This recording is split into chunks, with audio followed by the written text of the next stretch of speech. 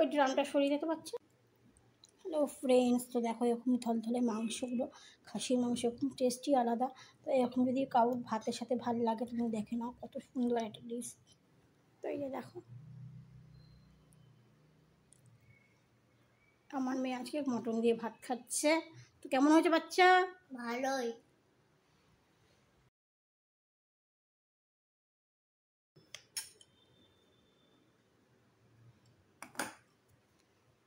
ওই ড্রামটা সরিয়ে দিতে পারছে।